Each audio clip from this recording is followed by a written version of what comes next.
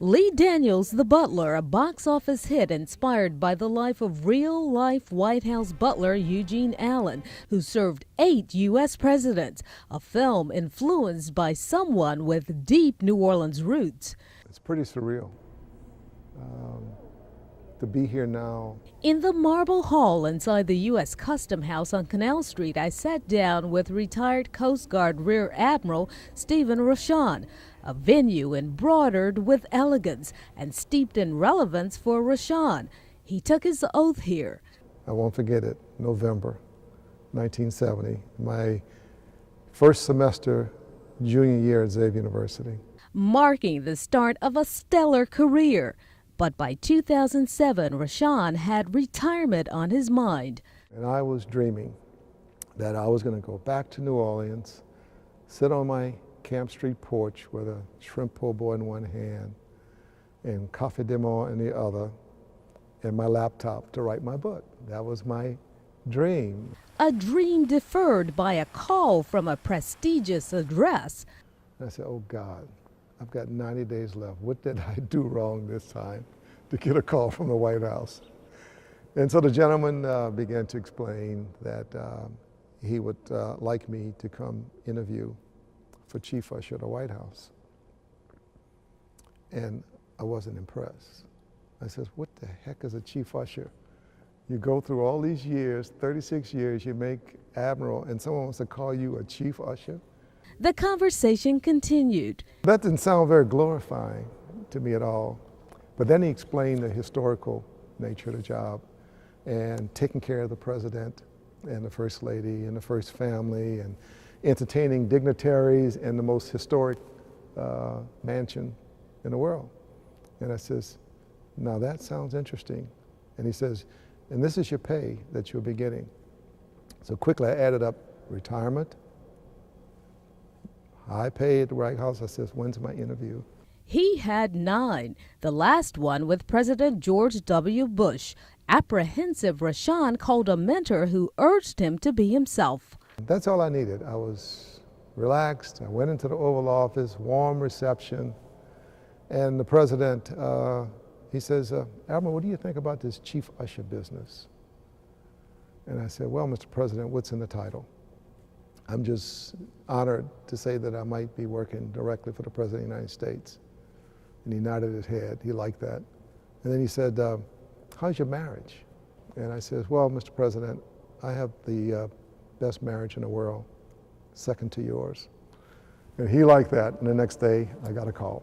And the job. Rochon became the first African-American director of the executive residence and White House chief usher. Among his many staffers, the butlers. Everyone, for some reason or other, had smiles, and they were very curious because they had never seen an African-American at that podium. In 2008, cameras follow Rochon as he oversees preparations for a state dinner. This may be minor, but I think it's still worth getting the curators to straighten out the candles. We're on that. Okay, good. So were there days at the White House when you thought, what have I gotten myself into?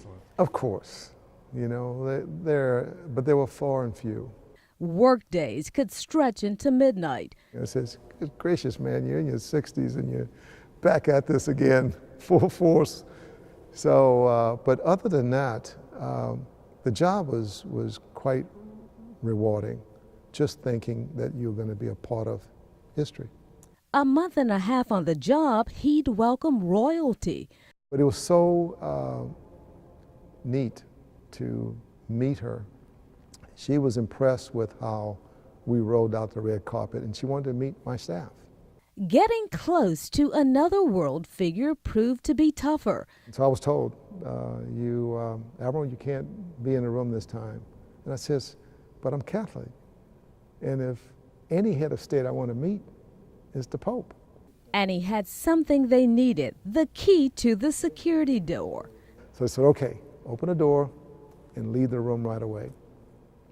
But the photographer, Eric Draper, was standing off enough to get me exiting the room right behind the Pope. So at least we didn't pose together, but I was right there with the Holy Father. At this defining moment, change has come to America. In 2008, America's history was rewritten, and soon the man in command of White House operations would meet the soon-to-be new commander-in-chief. I thank President Bush and Mrs. Bush for, by design, wanted me as the first African-American chief usher, the director of the residence, to greet the first African-American president for the first time. I couldn't imagine that I was going to be there, but imagine on this level, President of the United States. In 2011, he made a tough decision to leave 1600 Pennsylvania Avenue for a top post at Homeland Security.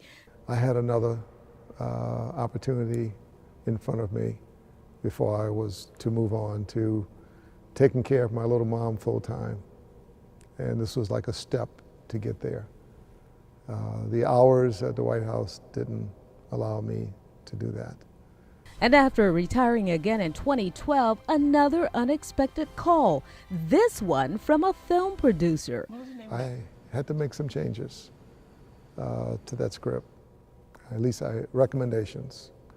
Because of my upbringing and the nuns and the priests and even a cousin who's a retired bishop, I couldn't sign on to the use of the F-bomb and the N-word as often as it was. Now, it was a wonderful script.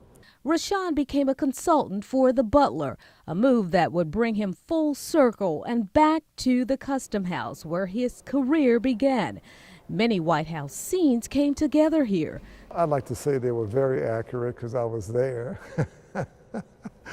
but I didn't win every battle. A state dinner scene filmed in this spot. The columns with the Corinthian capitals. I just can only envision the many cameras here. Admiral Rashawn got to take Eugene Allen, the butler whose life the film is loosely based on, to lunch at the White House before his death in 2010. And it was I who was honored to meet someone that had been there so long. Now, he wasn't even near becoming an icon in the movies.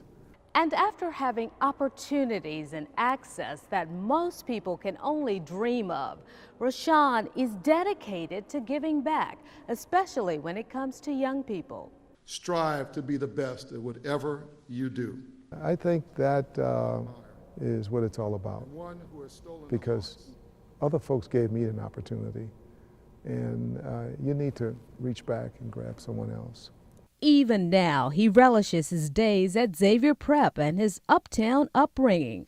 My mother was a single mom when I was 3 years old, and I have an older brother and a younger brother, Gilbert and Gregory. And so she ruled with a strong hand. She wanted her boys to grow up in the right manner. And because of The Butler, I'm Admiral Rashawn, the chief usher. his name was heard around the world. That was pretty strange for me to hear someone playing me. I mean, who would have thought? But there is one complaint. Very neat gentleman, but he was the age of my youngest son.